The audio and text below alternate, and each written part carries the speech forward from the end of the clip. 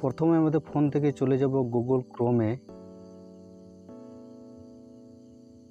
Phone থেকে three dot থেকে আমরা ডেস্কটপ মোডটাকে অন করে নেব। সার্চ বার থেকে সার্চ করব youtubestudio.com।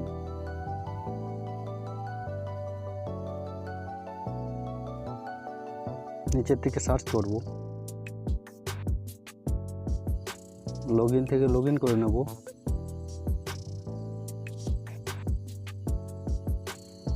এখানে আমাদের লগইন হওয়া চ্যানেলটি চলে আসবে।